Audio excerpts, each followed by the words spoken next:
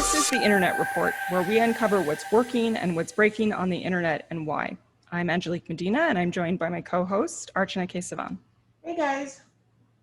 So we had a couple of incidents last week. One of them was application related, so that was Twitter. And we also had a transit provider that had a fairly large global outage last week as well. So we're going to touch on those two. It's going to be a fairly brief episode, and we're going to come back next week and go a little bit deeper on some recent incidents. Right. So with that, let's start with Twitter. Yeah, the Twitter outage was, I think, October 15th. So it was Thursday. It was the end of the evening. It was towards 5:30. It lasted for about an hour and a half. And users around the globe were complaining that they were unable to post or retweet, tweets. So it looked like, but Twitter did come out and say it was an internal system that had caused the outage, and trying to make sure there were no rumors of it being a hack, which we know Twitter had faced some issues regarding that earlier in the year. So definitely looked like an internal problem that affected some users. An hour and a half can be long. Yeah, it didn't seem like it affected all of their functionality, though. It seemed like it was really kind of just isolated to posting, which, admittedly, that's a large, heavy part of using Twitter.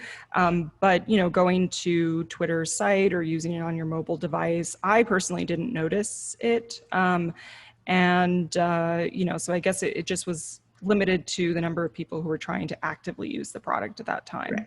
Right. Yeah. Pretty small scale, given the, impact of the outage. Yeah, so maybe not the worst thing to happen in the scheme of things.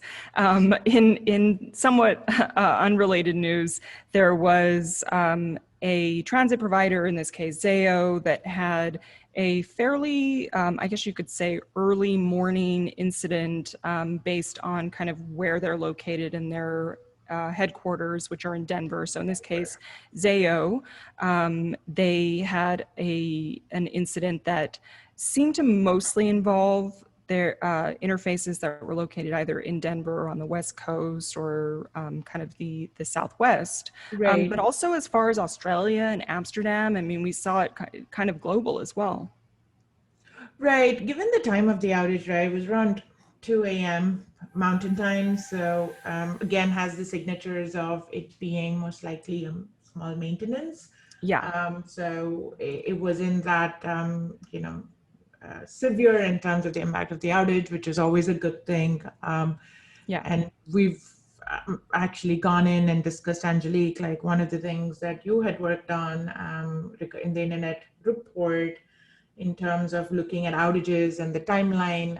We did notice that a large part of the outages tend to happen around these maintenance windows. So when we call them an outage, it's, there are issues with, forwarding packets. So it manifests as packet loss. But in terms of impact, that's a little different depending on when that outage actually happens. That's right. Yeah. And we didn't hear any chatter related to this, which is unsurprising, particularly in the US, because they are US based. And to your point, this was kind of outside of typical hours. And it wasn't as large as we've seen a lot of these incidents, even though it was fairly distributed across many different cities and even continents. It, overall, for the vast majority of it, affected under 30 interfaces, although, That's prolonged from the standpoint of what we typically see with like maintenance or network state changes, like an hour and a half. Yeah. And then after that, it kind of there was like a few other instances, and with just, under 10 minutes in the three kind of subsequent incidents, and again, fairly small scale. So that was really kind of it in terms of the stuff that we saw and surfaced.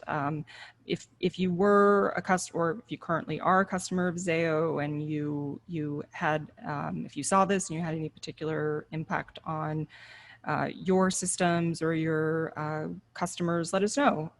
We didn't really see kind of a lot that, and certainly not a lot of chatter that would suggest that it had a broad impact. Definitely. It was a pretty slow week given That's the case. Yeah. Even like we said, Although there's a new iPhone, right? So isn't that?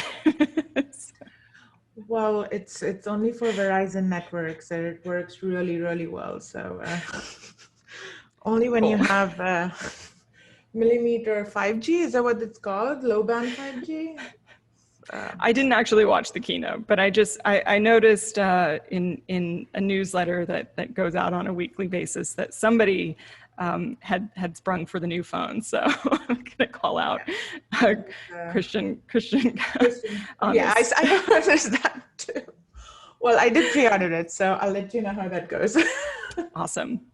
Okay. All right. Well, that's going to be our show this week. Again, we're going to come back next week and go a little bit further under the hood on some of the incidents that we've noticed over the last few weeks and anything that's popped up this week. So with that, again, don't forget to subscribe. And if you do, we'll send you a t-shirt. So send your size and your address to internetreport@thousandeyes.com, and we'll get that right over to you. All right, we'll see you guys next week then. Take care.